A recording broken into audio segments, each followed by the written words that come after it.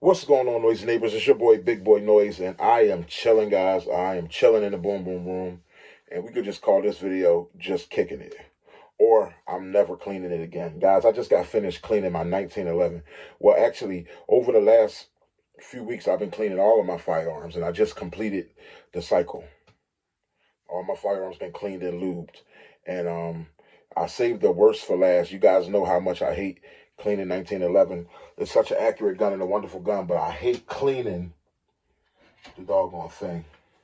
And well, I guess I'm not done with 1911s because I got a clean Jelly Bean. Jelly Bean got that new Kimber Rapide, but I'm gonna enjoy babysitting that thing up in the boom boom room. But I want to clean that for Jelly Bean, that Rapide.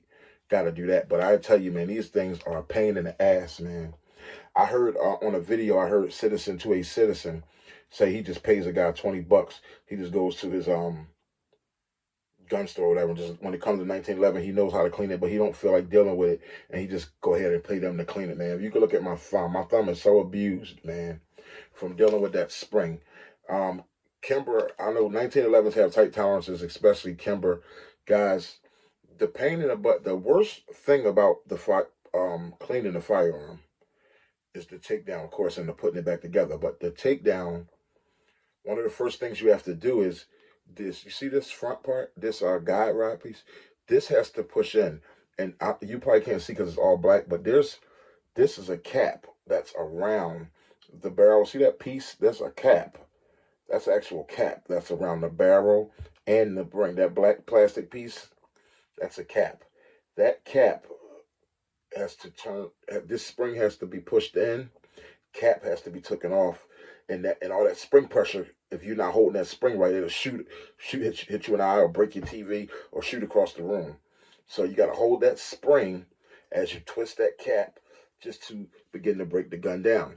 But the hard part about it is once you're done cleaning your firearm, you have to put it back together. Meaning that spring, the resistance of that spring with this silver piece on the top of it, which is a cap also, it has to go back in, and you have to be able to twist this.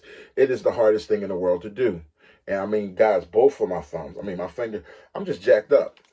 I'm not going to lie. It took me hours.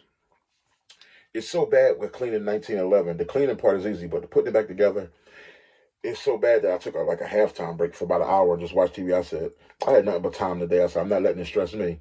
Watch TV, got my energy fresh again, then came back and got back to it. You know what I mean? And got back to it for about another hour. And finally, I got the thing on. And guess what? That may be, I might just be talking, but it feel like that might be my last time cleaning this 1911. It just might be my last time cleaning the 1911, guys. I'd rather just let it, somebody, a gunsmith, clean it. I'm really starting to think that way. But then every time you clean it on your own, you feel good about it, and you also feel like when you finally get it on, you say, maybe I felt a way to get it on easy the next time. And it's usually a lie. It usually takes forever again. There has been like one or two times I looked up and just did it so easy I couldn't believe it. But usually it takes me forever. But anyway, Noisy Neighbors, what you guys been up to? What's popping with y'all, man? What's your day looking like? I hope you out there, you blessed. Let's give a big round of applause. My man Seconds Account just received his poly ammo this weekend that just passed. Um, that's always a blessing, man. This poly ammo crew that we got going on, a bunch of good guys. You know what I mean? And also had this little thought. It's a quick thought. I was talking with a woman about her firearm. She was talking about her firearm, and she just walked up to me and she showed me. She said, what you think about this? I said, okay, it was like an AR-9. It was from Palmetto State. I said, yeah. I said, good selection. I'm big on just letting people get, because I'm just happy they're ready to get something. She already has a pistol. She has a G2C, she said, and a G2C or a G3C. And she came up and was like, what you think about this? Somebody told me I need to get a little bit more to protect the house with like this. And it was an AR-9. And I was like, well, if they told you to get more, it's an AR-9. I said, well, this shoots the same bullets as your other gun. So if they told you to get more, I'm thinking they probably just mean like more capacity with it being, it could hold 30 rounds. It could shoot more bullets because it's not actually more in the sense of firepower. Then I showed her like the little 300 blackouts and AR-15 pistols. I said, now this will actually be more.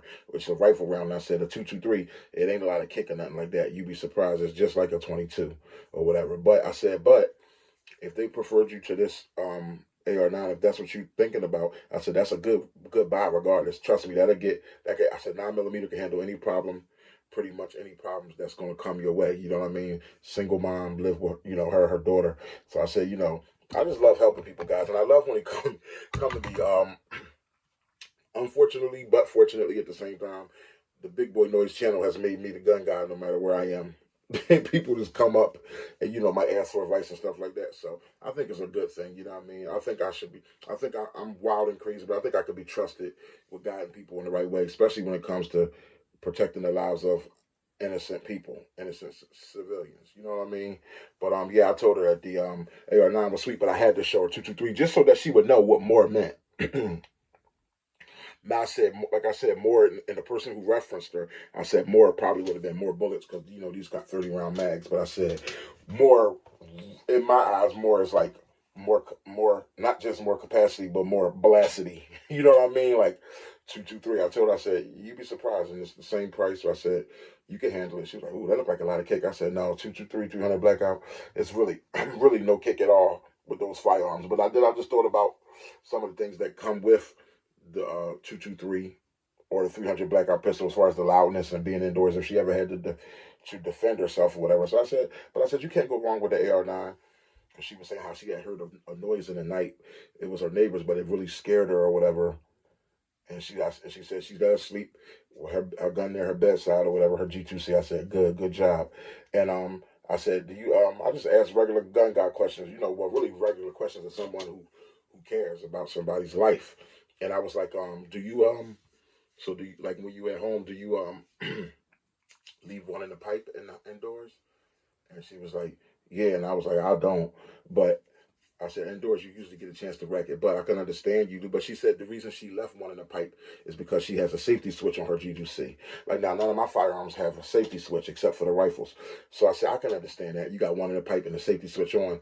But then I asked her, and I said, that's good because you can pick it up, and the person that might be creeping in your house don't got to hear anything. They don't even got to hear you rack it. You can just pick it up, take the safety switch off, and boom, boom, boom, you won't be behind. But then I asked her, I said, do you ever um practice like picking it up, taking the safety switch off and shooting it, picking it up, taking the safety switch off and shooting it?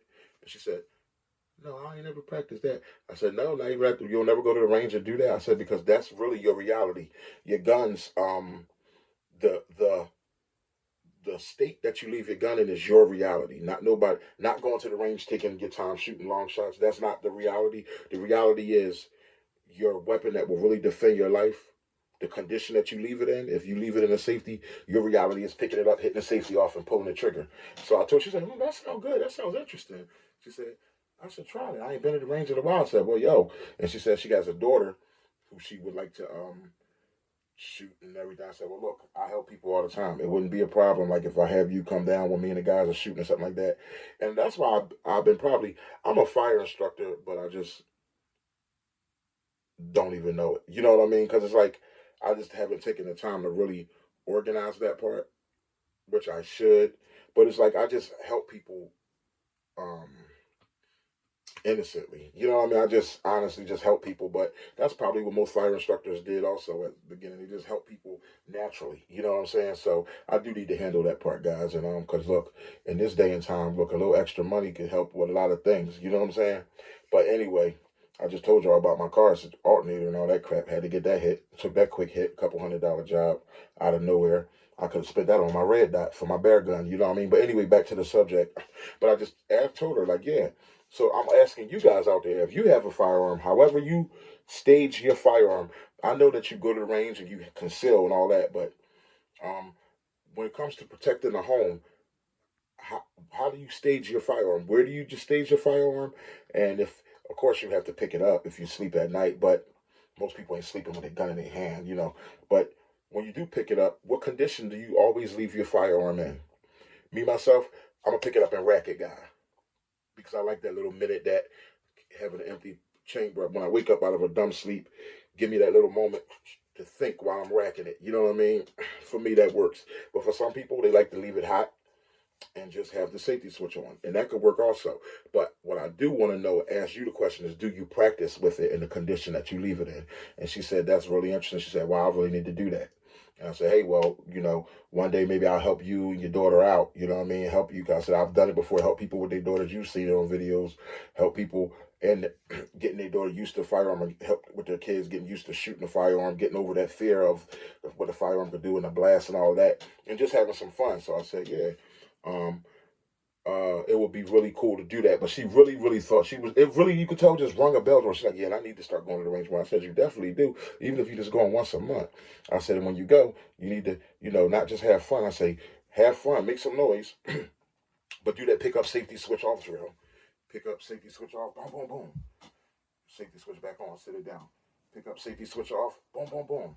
Safety switch back on, sit it down. Pick up safety switch off, boom, boom, boom. I said, because your muscle memory is what you really going to depend on. I remember hearing a guy tell a story on how a robber jumped in his car. And you guys know how we're all used to, us firearm guys, with safety first. So we always used to keeping our index off of the trigger, out of the trigger guard. So a robber jumped in the guy's car. And he pulled his gun out like he normally does, safety finger off the trigger guard, and he put it to the guy's head. The guy's lucky though, but he said, "Get the fuck out of my car!" The guy jumped in his car to rob him or whatever, and he said he was trying to pull the trigger to blow the guy's brains out, but then he realized his finger, the tenseness of that moment. You don't never know how you're gonna react. His tenseness never took his finger off the side of the gun and put it into the trigger guard. So he just was like this, trying to squeeze the trigger and just pointing it, but pushing all his pressure on that finger, on the side of the gun, on the side of the slide. Thank God that robber didn't shoot him. You know what I mean? But he put it at the robber's head, surprised the robber that he had a firearm. You know what I'm saying? But lucky for the father, God didn't want that robber to die that day. But at the same time, his muscle memory, he must wasn't been getting used. He wasn't going to the range, coming out of his holster and drawing and actually pulling the trigger. That's why when I go to the range, you guys will see me. Even on that last video you seen where me and the guys were hooked up, you see me do from low ready, pulling pop drills, not just sitting there taking your time shooting, but actually real life draw, boom, boom, boom, boom. Getting that finger working, boom, boom, boom. Getting that finger working. But yeah, noisy neighbors, I guess that'll be the name of this video. Do you practice with your gun in the condition that you leave it in? Your house protection gun. Do you blaze it the way you stage it? Let me know in the comment box. Do you blaze it the way you stage it? Your boy, Big Boy Noise. Don't forget to like, comment, and subscribe. I'm in the boom boom room. I'm just chilling, about to enjoy maybe a little Monday Night Football. Peace.